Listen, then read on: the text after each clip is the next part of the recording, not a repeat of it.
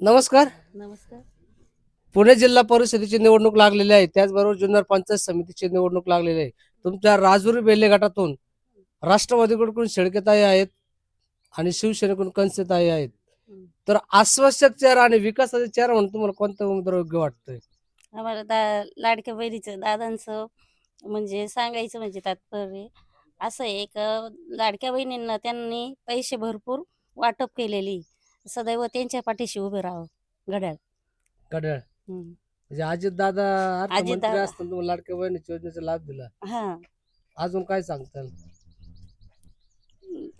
घड्याळाचे ज्या उमेदवार आहेत, शेळकेताई त्यांच्याबद्दल तुम्हाला काय माहिती आहे? त्यांनी भरपूर कामं केलेली आणि हे चांगले आहे सगळं स्वभाव त्यांचा.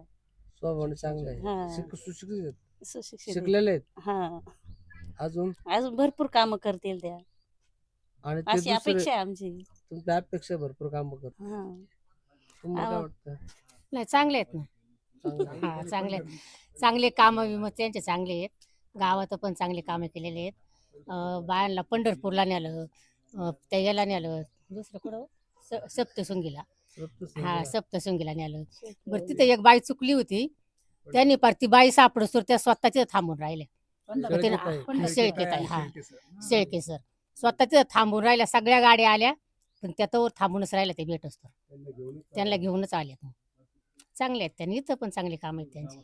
चांगले काम हां, आहे. चांगले 100% आहेत. 100% चांगले काम आहे. 100% निवडून येतील. 100% येतील ते. शेळकेताई. शेळकेताई. त्यांचं चिन्ह काय? पांडू साळवे. घड्याळ. घड्याळ. आणि पंचायत समितीला पांडुरंग पवार. ते पांडुरंग साळवे. पांडुरंग साळवे. त्यांचं चिन्ह काय? घड्याळ. घड्याळ. घड्याळ. ते आमचे मामाच आहे ना. ओके. घड्याळ. धन्यवाद.